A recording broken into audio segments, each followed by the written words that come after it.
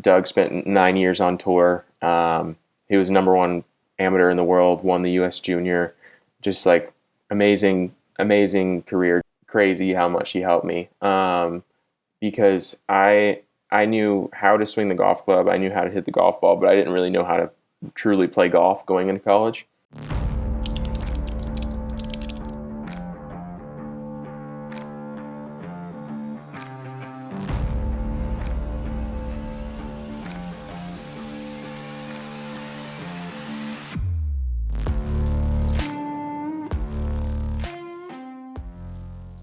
Today we are joined by Austin Squires. Austin is a professional golfer who plays on the Latin America and the Canadian Tour. In college, Austin played at the University of Cincinnati, where his freshman year he had a stroke average of 76, but sophomore year had a stroke average of 71.92 and won the Firestone Invitational. As a senior, he had a stroke average of 70.62, which was a school record. Outside of school, Austin placed highly in other amateur events, including the USAM, where he made it to the quarterfinals of both 2018 and 2019. In the 2019 USAM, he made it to match play through a 27-for-3 playoff and then defeated number one ranked Brandon Wu in his first match.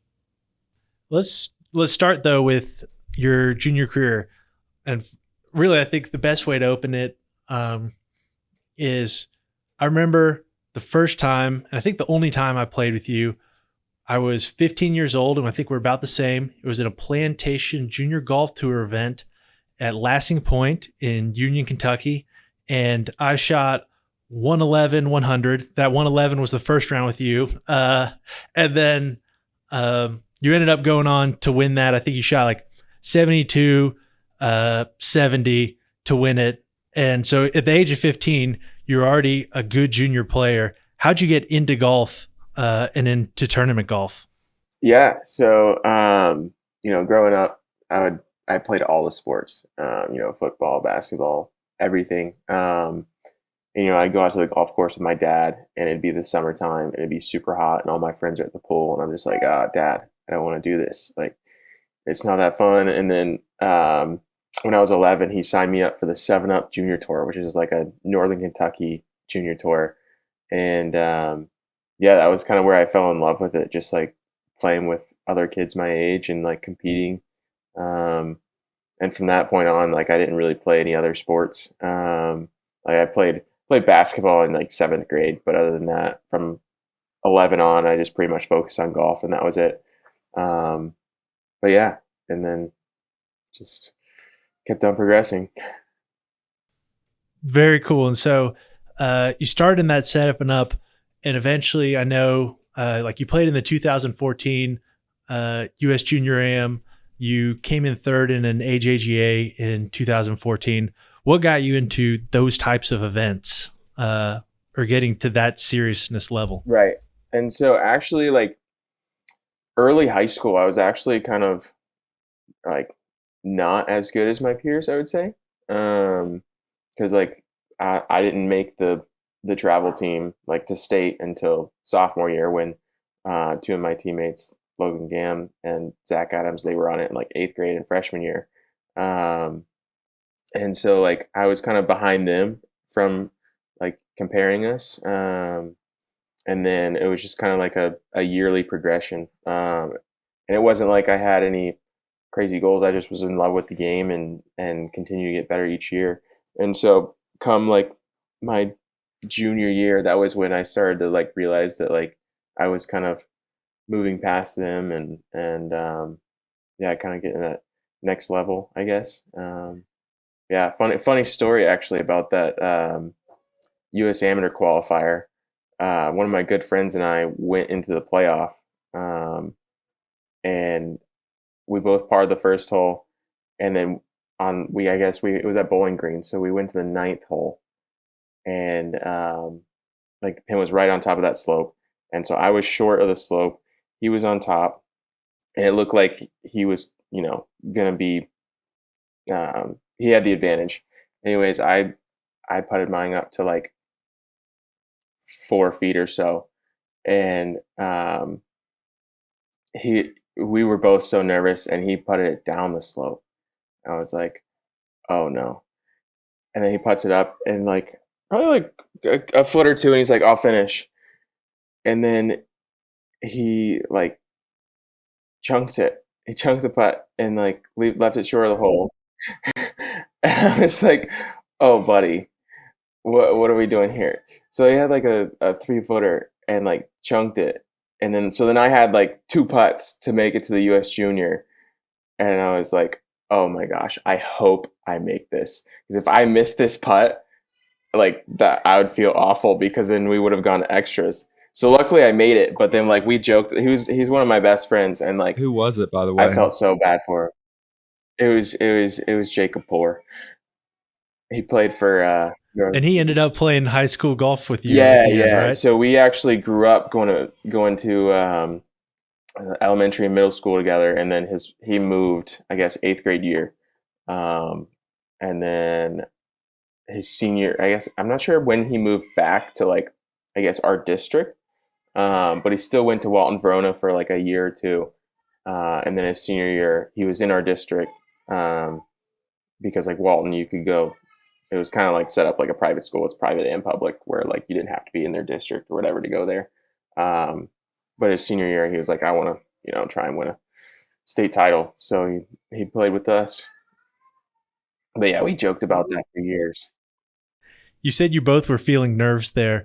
What were those nerves like? And was that the first time you like encountered those types of nerves? Yeah, it was really, I guess, I mean, that obviously would have been the biggest tournament I have played in ever to that point. So it was kind of like one of those things where like you don't really know how you're gonna feel until you get there, and it was just like I remember on that first playoff hole, I was so amped up that I like hit this shot that it was a 9 iron from like, I want to say 150, and I was 14, like probably like 15 or 16 years old, something like that. So like I didn't hit the ball extremely far, probably like 140, 145 for a 9 iron max, and this thing flew like 10 yards past the hole. I was just like, okay, we're amped.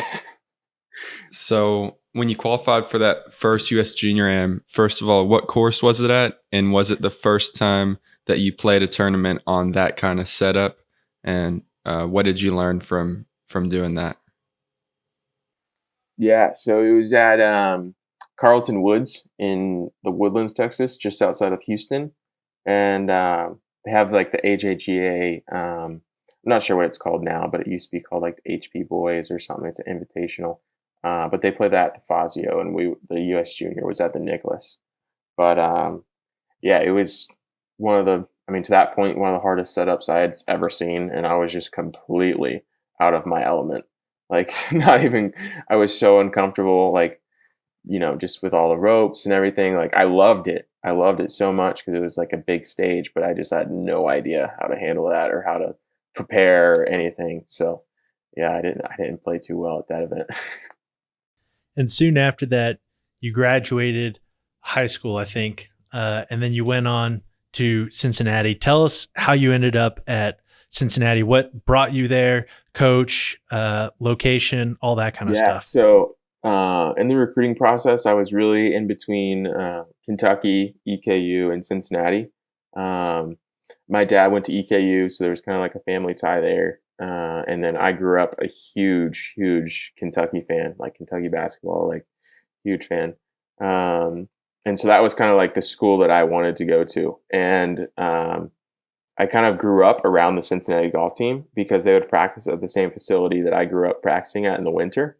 Um, and so like I knew all the guys, and honestly, like the team wasn't very good. And like the coach will say that himself, like, they weren't very good. And part of that problem was because they didn't have the scholarship money. And so I guess it was my junior year, they got a new AD, and he bumped the scholarship money up from like 1.5 or two for the entire team to like the full allotment, which is like 4.5. And so that was huge. That helped out the program like so much. And yeah, just kind of shifted to where like, I wasn't like, I was a good player, but I wasn't like the most desirable to Kentucky and a big SEC school like that. So I wasn't going to get much scholarship money, if any at all.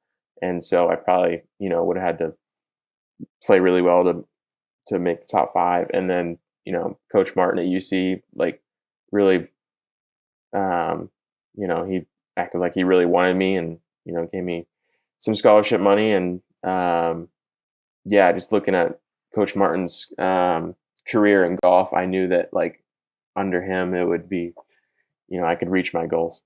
And so that was like where I decided to go.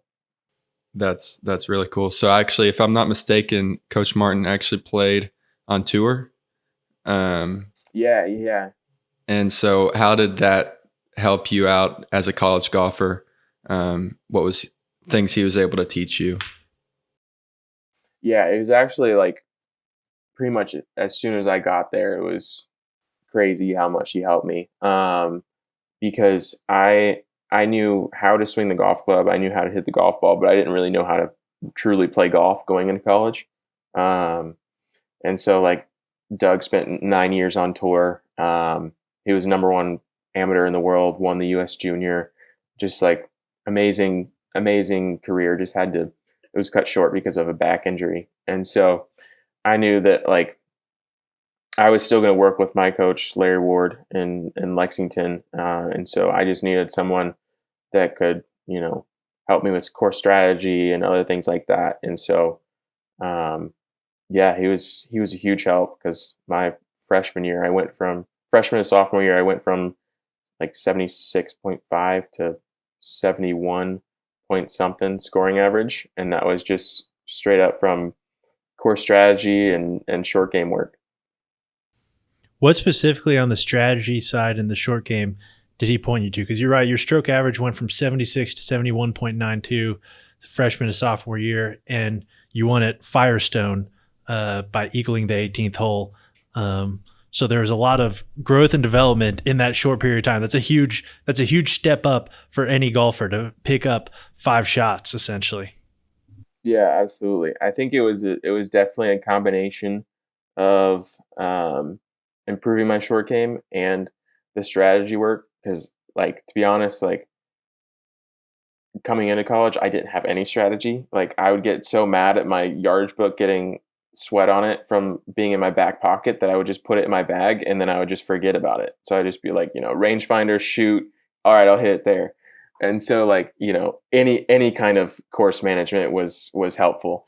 But yeah, it just helped me to, learn how to prepare and kind of like instinctually learn how to or where to hit it in spots. And then like from there, like short game became easier because I'm not always, short sided or anything like that. Yeah. And then, my freshman year, I was one of those kids that would, hit 18 greens and shoot even par. And so like any kind of short game improvement there, it was going to help. Was there anything in particular as far as the strategy goes, like was it not going directly at pins? Was there like principles that he taught you? What was it in particular? I don't think there was anything like specific like that. Like it was I don't think it was anything like do this or do that. It was more so just like in specific circumstances, like when to go to the middle of the green. And I guess one of the major things that I adopted and still do is in my pen sheet, I'll actually write down instead of just like shooting the whole number and then like looking, okay, it's 17 paces on, like what does that mean? I'll actually write down the whole number, the front number, and then what I want to carry it based off of those two numbers. And then under that, like based off of conditions, I'll have a number that's playing.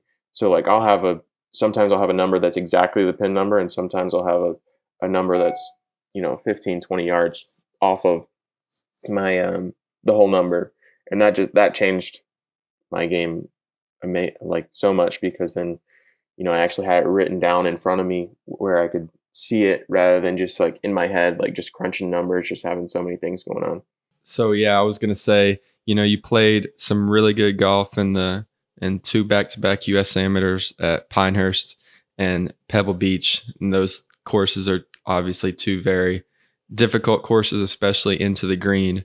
So what allowed you to go from, a college player that averages 76 to a player that's in contention to win the biggest amateur tournament in the world?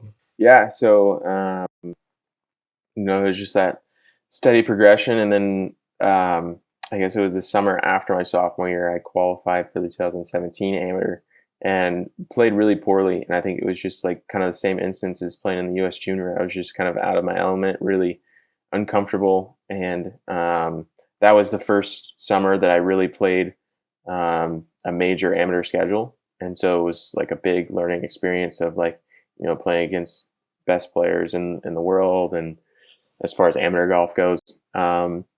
So that was a huge learning experience and was like really important for the next year in 2018, where I basically just learned how to prepare and just focus on that rather than all the bells and whistles of a U.S. amateur. And so also Pebble really fit my game because it was more of a target golf course where you hit it in the fairway and then you hit it on the green, because those greens are so small that it's like really just placement and stuff like that. So that played in my favor, and then I feel like I'm a way better match play player than stroke play. I don't know why, but I've always kind of thrived in match play, and so I really played well at Spyglass. I got off to a really good start. I eagled the 11th hole and then birdied the 13th hole and ended up shooting like 72 under or something like that, which was, one of the lowest rounds at Spyglass because Spyglass was playing really difficult. And so, yeah, I just got through, played well in stroke play, and then kind of just took it one hole at a time and match play until I got smoked by Victor. I actually didn't even know that. So you lost to Victor Hovland in, I guess, the match of 8. Yeah, in the quarterfinals, I lost to Victor Hovland, and it was just like a perfect storm of everything that could have gone wrong went wrong. And No Laying Up actually posted on their Twitter account a picture of mine and Victor's scorecard with hashtag AimsWatch, because he had won holes 2 through 8. And so it's like not the way I wanted to get on No Laying Up's Twitter account, but it was all in good fun. But yeah, we both parred the first hole, and then it was just one of those things where, honestly, we, except for like 3 holes on the front 9 where I basically gave him, I gave him 3 holes just from like a 3 putt hitting the water on 6, and then made a mess of 3 or something like that. I was going to say, so you're obviously a really competitive guy and you've had a lot of success. What do you tell yourself when you're down early, big in a match like that, just to keep yourself in it? Oh, play better. That, especially when you're playing against Victor, it's like, what can I do here? A lot of times when you're playing with your buddies or like, a relaxed round, it's like, okay, like, just stay patient and like do the things. But like playing a Victor Hovland and I'm like 5 down through 6, I'm like, this is the end. But no, it was just like one of those things where like I literally would hit it to like 15 feet and he'd be 20 or 25 and he'd make it, and then I've got like 15 feet to have. I'm like, are you kidding me? And so he almost made a hole in one on 7, and then we get to the 8th hole and it's like playing super hard because the green's getting really firm at this point, and I hit like best shot of the week by far to like 8 feet behind the hole, and he hits it like 30, 40 feet left of the hole. I'm like, okay, he's going to, 2 putt, and I got a chance to get one back. He's not going to skunk me. And he makes the 40-footer. I'm like, are you joking right now? This is incredible. And then I miss my 8-footer. I'm like, all right, here we go. Another hole 1, 7 in a row. And then we get to 9, and like I'm on the green like 20 feet, and he's in the left weeds, which I'm not sure in the AT&T if it's a hazard or not. I think it was a hazard when we played in like long weeds, and he hits this flop shot and like lands on the back hill behind the 9th hole and like rolls back onto the green. I'm like, he's just hitting like some of the most incredible shots that I've ever seen, and also it's like so like easy, and it was just really incredible. So we have that hole, and then I did birdie 10, so he didn't skunk me, but he closed me out on 12. That is a tough way to go, but a good guy to go to, obviously. And so that was 2018. 2019, you lost to Cohen Trolio, I think, in the quarterfinals again. So back-to-back quarterfinals. But in that one was interesting because you got into match play in a 27 for 3. And then on top of that, so you were last seed in that. So you're playing number 1 Wu, and you beat Wu. Tell us about how it was, going through that playoff, then taking on Wu, and then all of a sudden like keeping it rolling all the way through to the quarterfinals. Right. So I'd say that I actually was playing better at the 2018 amateur than 19. But I always seem to putt really well at Pinehurst, like in the North and South and the USAM. Like I've had some of my best putting rounds, and so I'd say my putting really saved me in that event. Just kind of, as far as that goes, or take that for what it's worth. Because I mean, I was still playing well, making it to the quarterfinals, but like relative to 2018, and so in the stroke play portion, I shot. I think I shot even the first round on course 4, and then was playing like really solid, just like going about the motions, doing everything like pretty well, but just like making a bunch of pars. So it wasn't like any fireworks or anything. And so I was even par with like 5 or 6 holes left, which was actually like top 20, like 15th or something like that at the time. And I don't remember exactly like the chain of events, but the last few holes on the front 9 were playing so difficult because you had, the 5th hole par 5, which wasn't super easy, and then 6, the par 3 was just turtle backed, and it was just playing super difficult. 8 was a beast, and so I finished like 5 over or so my last 5 or 6 holes, and I dropped from like 15th to 147, and top 64 makes the cut. So I finished in the morning. I was like, dang it, I just I'm out of the championship. Like we're done. And just as the day went on, guys just started dropping, and I think the scoring average was like 77 for that day. Because I believe, I think I remember they stimped the greens at 14.7 that round. It was gnarly, and so yeah, guys just kept on dropping, and they actually didn't finish because of darkness or something like that. So I didn't know if I was going to be a playoff or not going to bed. And so I woke up just acting like I was going to be in the playoff, woke up, and they finished up. And turned out that there was huge tie at 5 over. And I was one of the first guys to go off. I honestly didn't even realize how many guys were in that playoff until like I was in the first group. So I went, and then we had to wait for everyone to come through until we figured out who was in the next. And it took like 2 hours for everyone to come through because I had the 27 guys, and you had like threesomes and foursomes. It took forever. So I like got tight after that first hole, and I think 2 guys made birdie. So then it went from like 27 for 3 to like 22 for 1 or something like that when we went to the second hole. And then I actually had like 10 feet for birdie and lipped it out. And then I was expecting someone else to make birdie, but no one did. And a few guys made bogey. So then it went to like 17 for 1 or something like that. And we went to the 17th hole on course 4. And I birdied that, made like a 10-footer or so for birdie. And there was 4 of us that birdied it. So then we all went to the 18th hole, and it was 4 for 1. And I was actually the only one that made par.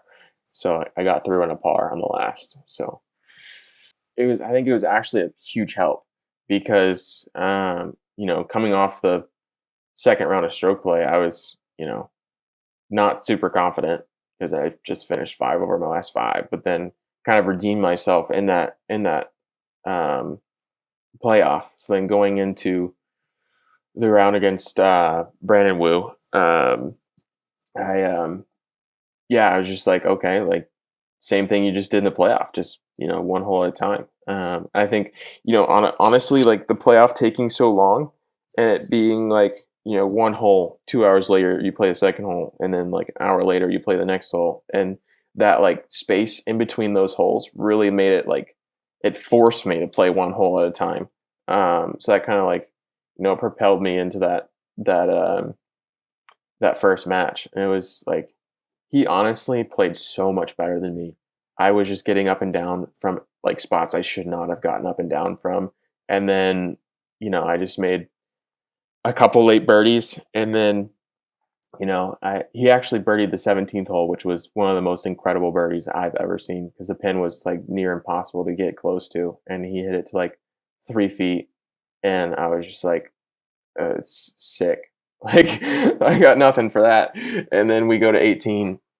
I'm one up, and then he kind of got a bad break in the right stuff and made a mess of the hole. So I hit like 10, 15 feet for birdie, and he ended up giving me that for the match. So That was a great run both in 2018 and 2019. And I want to jump back to college. In 2016, you won at Firestone, as we said, in Eagle on the 18th hole. And then you won again in 2017 at Firestone. Tell us about that. It sounds like you might like that course a little bit, and what those experience was getting your first college win. Most guys, when they play college events, like most guys don't get a win, and to win twice is really good. And with that kind of competition there, it's even better. yeah, it was just like it wasn't like anything crazy. Like I was at the course, I was like, oh my gosh, I love this course. Like it fits me. I think it was just kind of a coincidence that I happened to win there. And I think winning the first year, the next year I was like, all right, I did this last year. Let's do it again. Which it was like kind of a different confidence, because I had never really like defended an event before. So it was like, it was first time, and it worked out. But yeah, I'd say like the one I won sophomore year was just crazy. Because like I had played well all week. I think I had one or two bogeys for the entire tournament, and like especially coming after my freshman year where my short game wasn't great, I like did my stats for the last round, and I was I think for the tournament I had only missed one up and down, and like was 100% on up and downs my last round, and like I was honestly a little more proud of that based on like what we had been working on from freshman year to sophomore year. But yeah, coming down the stretch, I was pretty far ahead, but or not far ahead, but I was like right in contention, like leading, and then there's two par fives to finish. 16's par five, and then 18's a par five, and so I birdied 16, and then parred 17 the par three, and then came to 18, and it's like this 90-degree dogleg right, and I kind of got a little aggressive with my drive and like pushed it a little bit, and so I like luckily it carried, and I had like nothing in. I think I had like 187 or something like that into this front right hole location, and I was in the lead, and I think I was the last group. And so me and my coach were like, all right, middle of the green, just like left of that hole, like just, give yourself a putt for birdie, like whatever. And I hit this, and I'm like, if that's the right yardage, it's going to be really good, but this might go in the water. And so luckily it lands, and I'm like, okay, we're on the green, and I get up there, and it's like, 10 feet from the hole, but not even close to where I was trying to hit it, but it was like at the pin, and made it for eagle. And then I think we ended up winning the team championship by like one or two, and that was the only time we won as a team my entire time in college. Because the next year when I won, I think we lost by like one or two, and I actually three putted the last hole for par. So just like not the fireworks we had last year, but. And then you finish up college now, and recently you've played on the Form Tour, Latin America Tour some. Tell us about what that's been like. I know Latin America Tour a lot of times can be a little difficult. You're going country to country, traveling around, and Canada, even though it seems like a small place to a degree, it's a pretty large country. You got to travel across the country for many of the tournaments. What's that been like going from being in the Midwest essentially to having to go across countries and organize your golf and your schedule? Yeah. So I actually, had to get a passport once I turned professional because I didn't have one in college or anything like that. I went to Winnipeg, Canada when I was like in elementary school with my family, but other than that, I'd never really been outside the country. Um, and so that was definitely new. And honestly, most of my professional career has been during COVID or like post COVID, and so I played Latin America starting in 2020, and I didn't really get a full like Latin America experience because all the events I played were either in Mexico, Dominican Republic, or Florida. I played two events in Mexico, two in Florida, and then two in Florida, and then one in the Dominican Republic, and then by that time, Form Tour was starting up, and I only had one good finish in the DR. So I just started up on Form. So I didn't really get a full Latin America uh, experience, like when guys are having the 12-hour flights and then having to take a taxi to the other airport and then fly to where they're actually going. I didn't get any of that. My travel was pretty simple in Latin, but yeah, it's been kind of interesting this year with Canada because it's their first year back, and just trying like it's not what it used to be as far as like the travel. They used to start in the West and just kind of work their way over, so it was a little easier. But the first 3 weeks that I played, we started in Edmonton, which is over in Alberta, and then we went to Saskatchewan, and we went this place called Elk Ridge, which is an awesome resort, but it was in the middle of nowhere. So getting there was kind of difficult, even though like I didn't drive, but if I drove, it would have been like 6 hours. But instead, I had a 3-leg flight, a 3-leg connection. So I flew from Edmonton to Calgary, Calgary to this place called Regina. It looks like Regina, but it said Regina, and then Saskatoon, and then from there I had a 2.5-hour drive. But if I drove, it would have been 6 hours total. And so it was just really interesting getting to that spot. And then from there, we went to Prince Edward Island, which that was a whole trip. It flew to Toronto. It was only one connection, but like just with everyone getting bags and stuff, it was so hard. Canada's having a lot of problems with people not having the same workforce they had pre-COVID, and then higher demands for flights. So like guys aren't getting their bags. Like we haven't. I think everyone has their bags this week. I haven't heard of any troubles this week, but Edmonton, Saskatoon, and PEI. Like I think 50 guys or something like that didn't get their clubs start of the week in PEI. I think kind of on top of all the Latin and Canada adventures, you actually had to take a lot of time off due to injury at the beginning of your pro career. If you want to talk about that and, the journey back to being healthy. Right. So I guess it all started in 2019, May of 2019, my senior year. I had my hips had just been like getting really tight, and we had been in the gym and doing a lot of like the correct gym movements and gym like workouts. But for me specifically, it wasn't great because I was getting really strong, but I wasn't getting any flexibility. And so, especially my T-spine, my thoracic spine. So my hips and my low back were taking on all the load because I was just naturally my body's going to find ways to still get that power and that force. But my T-spine, which is supposed to take that load, wasn't capable of rotating and taking that load. And so my hips started hurting. My left one started hurting in the spring of 19. And then I had an MRI that I actually, I still don't know if I had one or not. But I was told I had a labral tear in my left hip, but it was super small, like not surgery not needed or anything like that. They just gave me a hip injection where they would, go in with an X-ray, go down into the joint, and then put in the steroid or whatever, just to basically take down inflammation in there. And so that helped for like a year. It was, really good. Just kind of lost a little bit of mobility in that hip, but as far as pain, didn't have any. I was able to play golf fully. I was like, all right, we're moving on. And but I realized that like it was because I was in the gym, um, that that's like in my mind I was like, okay, I was in the gym getting too big and like not flexible enough, so like I'm not going to go in the gym, which is just totally wrong. But like that was just what I was thinking, and so I didn't really like work out or anything.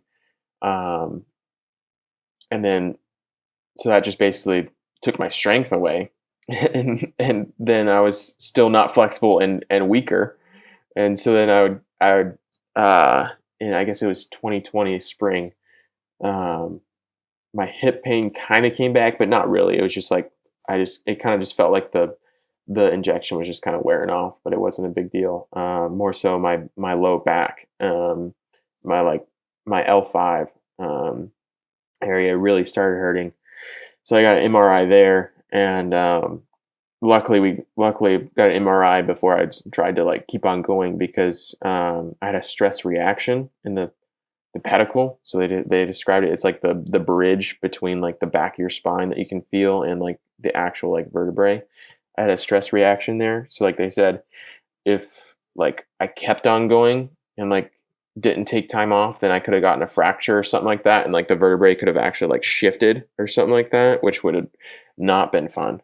Um, but yeah, they were like, it's not really anything crazy at the moment, but it could have been. So that was really really lucky. They just told me take a couple months off, and the like I took like a bone supplement or something like that. To It was basically like a lot of vitamin D or something like that, but it basically like was supposed to help with like bone growth and stuff like that, and it helped a lot. And they basically just told me if it hurts, don't do it.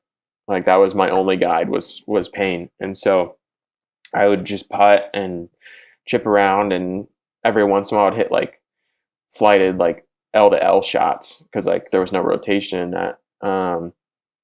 But I guess it was around this exact same time that I started working with a trainer in 2020, and that was kind of when like my mind shifted from being gym shy to okay, like doing stuff in the gym correctly to take care of my body, rather than just hitting it far.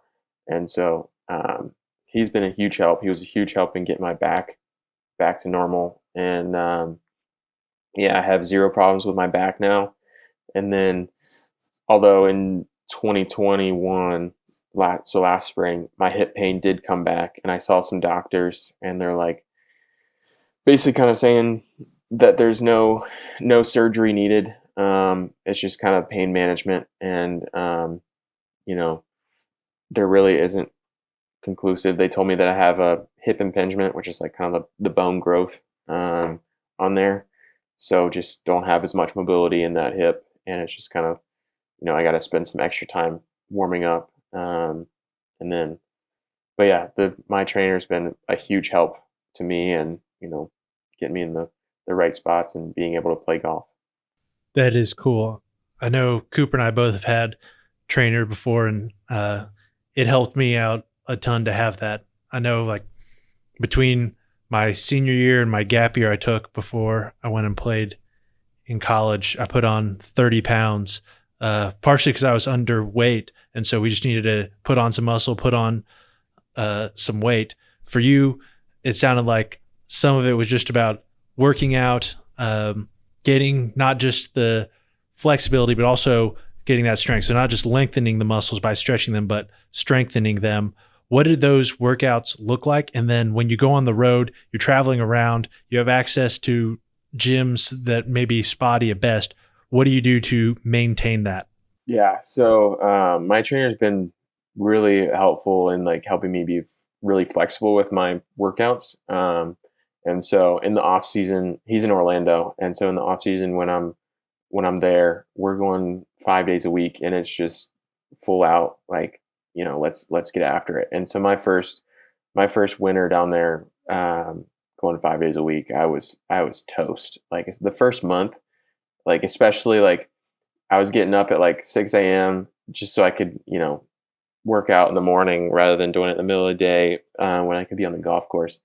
Um, I hadn't really like woken up that early, other than like for an early round of golf in a tournament. Like consistently in the off season, I'm not waking up at 6 a.m. on the regular. So that was you know new to me. It was kind of one of those um, new things, kind of motivating things. But yeah, so we get up at like 6:30, and honestly, the sometimes like the workouts, like if I'm doing new movements, they can take up to 2 hours. But like once I get like we would do month programs, so I'd have a workout one day a week, or like one workout each day of the week. So like one Monday, one Tuesday, so on. So basically doing the same workout 4 times, but I have 5 separate workouts. And so by the end of the month, like when I'm getting used to those movements and doing everything, it took like an hour, hour and a half. But basically, we'd start out doing my prehab. I would do that every day, kind of just like a rehab motions, but basically like pre-injury. So we call it prehab.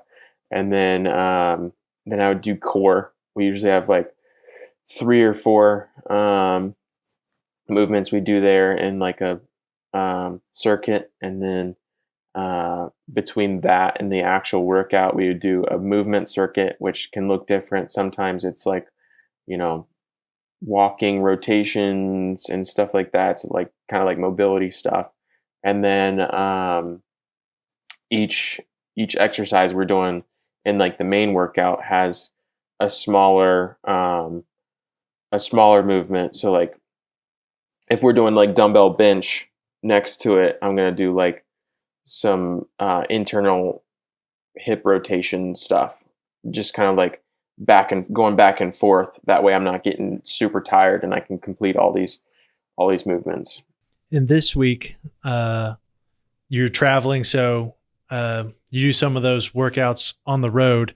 What I really also wanted to get into is you got a tournament today, and so we obviously appreciate you taking the time to talk to us on a tournament day.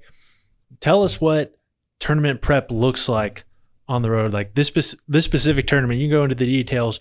What did you do this week? You probably went out, played practice rounds. What were you focusing on during those practice rounds?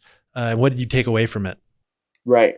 So, yeah, just regarding the workouts of tournament week, like I said, my trainer's been super helpful. So like he puts all my workouts together, and we basically like created some workouts that like I could do in my bedroom with no equipment at all. And so like a lot of isometric like holds and stuff, planks and different stuff like that, so I can really do it anywhere, because a lot of times I'm staying in Airbnbs with other guys up here, and so like it's no telling, like at least in a hotel you have a gym with some dumbbells and like some treadmills or something, but if you're in an Airbnb, who knows what you're gonna have. And so he puts those together for me, and it's great. But yeah, as far as like what I've done this week, I flew in on Monday and had some crazy delays. Was supposed to fly in at 9:30, ended up landing at 1 a.m. And by a miracle, the Avis Preferred guy was still at his little hut in the rental car garage. So I was able to get a rental car rather than having to Uber to my hotel. So I got in. I went to bed at like 3 a.m. on Monday. But I didn't want to sleep in a ton and like kind of just wreck my sleep schedule. So I woke up at like 9 and was just exhausted. I was so tired. And so yeah, I just kind of took my time getting out to the course. And there was a pro am in the morning and afternoon yesterday, Wednesday. And so this was Tuesday. And so I knew I had to play 18 holes because the course was closed for me all day on Wednesday. So I had to play 18 holes. And so just kind of took it easy. Didn't practice a whole lot because I knew I was going to be playing 18 holes and needed to save my energy. Just kind of warmed up, hit a couple putts, and then went out to the first tee and did all of my on course prep. And then yeah, so then yesterday came out and couldn't get on the course, so I was just doing some practice work. So focused on getting some numbers and TrackMan work early yesterday morning, and then got some lunch, and then did some putting work, did some technique putting work, and then speed drills, and then a little bit of chipping. Had a chipping contest with a buddy, so keeping it light, and then just finished off by doing some more wedges and short iron work to finish off. That's some really good information, and definitely not something I ever thought about as a junior was conserving energy. Can you talk a little bit about, did you ever go through a point when you were a junior when you practiced too much or prepared too much? And how did you, mature to the point where you're like, okay, all I need to do is see the course. I don't need to beat balls all day to get ready for this tournament.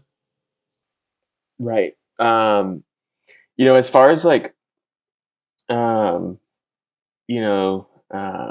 over practicing, I was not that guy because I grew up, early years playing at a golf course that didn't have a range. So I just played golf all the time. And so that kind of like carried over into amateur golf and professional golf too, because I, had to learn how to practice on the course and different things like that. And so I guess the only time that I like had to like kind of rein it back was with practice rounds. Um, so my first Corn Ferry event, my only Corn Ferry event where I qualified in 2020. I flew in on Sunday and then played 18 holes Monday, 18 holes Tuesday, and then there was a pro-am. So I played in the morning on Wednesday. And so I had a ton of golf in me, and then played all 4 rounds. And it was pretty stressful because it was my only Corn Ferry event. And so like after the event, I missed getting to Bogota by 1 stroke. And but I was thinking if I had gotten into that event, I would be so toast. So it's more so like I never really struggled with that in like amateur golf or junior golf because they were usually like one event at a time. Or I guess amateur golf, there was a couple of times I went 3 weeks in a row, but for the most part, like they weren't hard walks on those golf courses or anything like that. So I guess professional golf was really the first time I had to kind of rein it back, and especially with injuries, because if I have too many swings under my belt, then my hip gets tired and inflamed, and then it's a couple days to get it back into that spot. So yeah, practice rounds are like, one of those things where you really have to find that balance, because it's like I want to do as much prep as possible, but I want to hurt myself before getting in there. Yeah, that's always a really tough balance.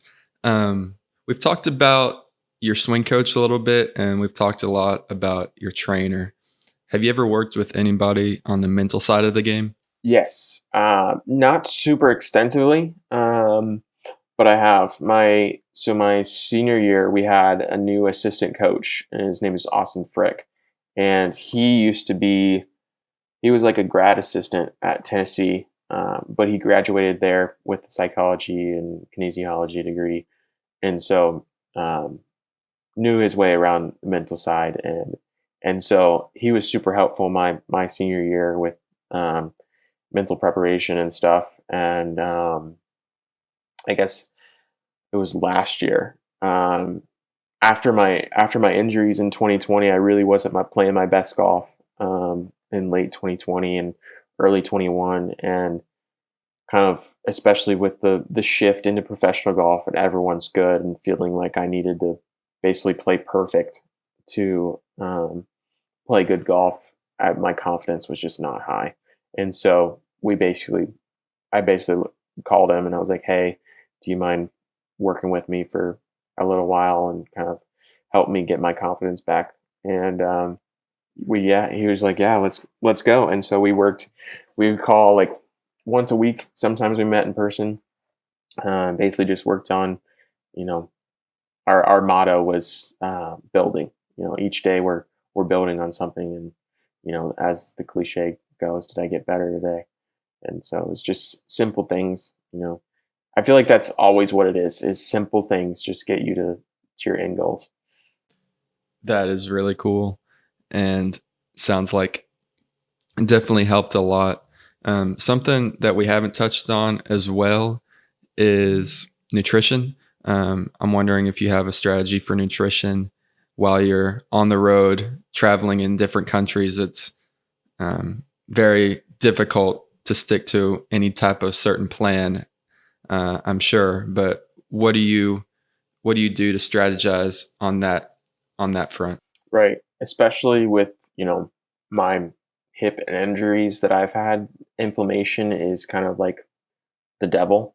Um, and so, anything I can do to kind of take away inflammation or take anti-inflammatory foods, because also I learned, like, after taking so many like pain medications, as far as like Advil and stuff, but the NSAIDs and stuff, they just make it worse because they may make it feel better, but it restricts your blood supply. So then you're not getting the recovery, I guess, from that blood entering where you need it to. That I actually, I stopped taking um, pain medication pretty much all throughout, unless it's just like I need it or else I can't walk. Um, but yeah, so don't have any like plans or anything. It'd be nice if I was on the PGA Tour and could hire a nutritionist to just basically either make a plan or cook me food. That'd be the easiest. But I just simple things. Try and stay away from fried food as much as possible. I have a supplement that I take, not religiously, but like a good amount, that has turmeric and some other good natural things in it. But yeah, just mainly trying to eat clean foods, fruits and vegetables, and just things to give me energy and not inflame me. But that's kind of hard in Canada. There's a lot of starches. It's easy to find food that doesn't do the best for you, especially when you're playing a lot, you're on the road, and you got to get something in. It's better to eat something a lot of times than nothing. And one thing I wanted to jump back to, we got two questions left for you. And one was, you were talking about your prep this week, and you worked on putting technique was one of the things you said. And you also said you did some TrackMan work. So tell us how you use the TrackMan when you're getting ready for a tournament, what sort of technique work you're doing with putting, like how much time you're spending the week of focusing on technique, and then also like swing videos, etc., whether you're taking them the week of a tournament, how often you're doing that, all that kind of stuff. Right. So with TrackMan, I try to be way more result focused, than rather than getting super bogged down by all the numbers, because I could sit there and nitpick every number, and then by the end of that range session, I'm like, oh crap, I need to do this, I need to do that, and it's just like, no, like, let's just get the ball in the hole. And so a lot of times, I have two wedge tests that I do, basically from starting at 45 yards to all the way up to 145 yards. That's all my wedge numbers from 60 to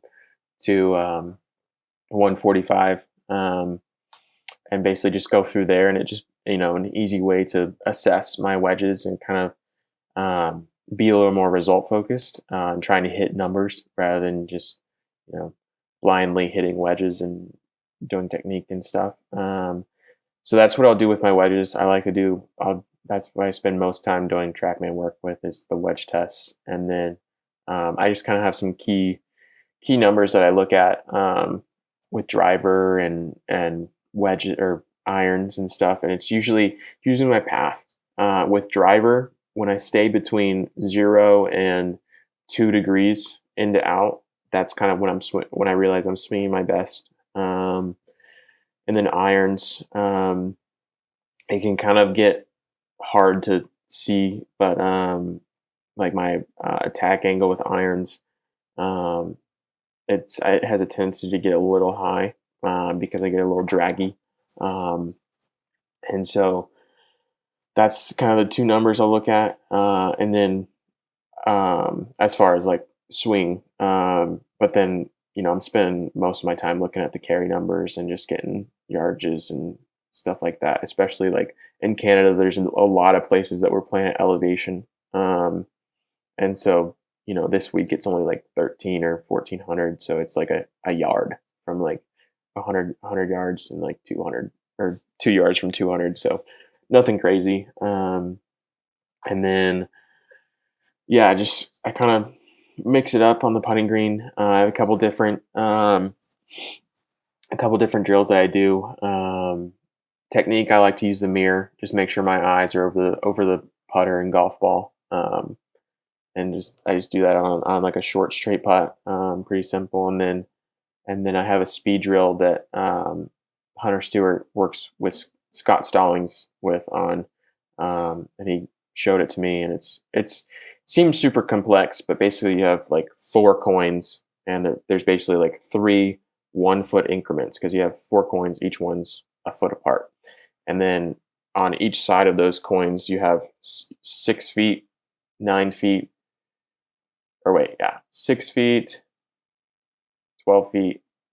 Anyways, it goes up to like 30 feet, and then you try and get one ball inside each gate. So like in between the first and second coin, the second and third, and the third and fourth. And you basically like if you don't do that in one go, you go to the other side, do that, and basically once you clear it out, you just take the tee out and you just go through it. And it's not super like I need to do it in so many tries. It's just kind of like getting through it, and by the end of it, your speed's pretty good. And I'll do that for speed a lot, and then there's a couple other drills that are more result focused, from like 6 to 8 to 10 feet, and then 10 to 15 feet. He gave me this drill that it's 10 to 15 feet, and you hit a 10 footer, 15 footer, 10 footer, 15 footer, 12 and a half, and you do that twice. And if you make 4 of those 10 putts, which 40% from 10 to 15 feet is the PGA Tour average, then you've hit your goal. That makes sense. So the last question we have for all our guests is, now you're older, smarter, wiser, all the good stuff. If you go back to yourself as a junior golfer, what is the one thing you would tell yourself? One thing. I don't know, because I don't know if I would really change anything.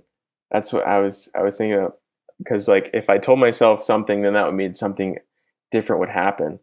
So I guess just say keep working. Really. I want to say have fun with it, but I did have a lot of fun with it. So I don't really want to change anything. So I'll just say keep working. That's beautiful. That's beautiful. Well, we appreciate you taking the time. If people wanted to get in contact with you, reach out to you, what's the best way to get to you on social media or other ways? Yeah, probably my Instagram, Austin Squires 7 is the handle.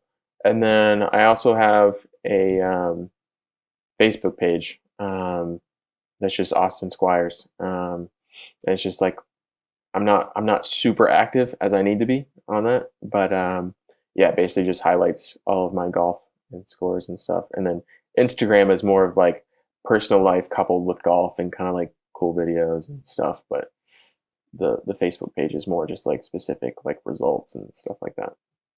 Thanks for joining us today. Please do us a big favor and like and subscribe on YouTube, Spotify, Apple Podcasts so we can help others learn how to play better tournament golf. You can find us online at thetournamentcode.com, on Instagram at the Tournament Code, and on Twitter at Tournament Code. As always, feel free to reach out to us at those places or email us at daniel@thetournamentcode.com and cooper@thetournamentcode.com. We hope you join us as we continue to dive deeper into what it takes to play elite tournament golf.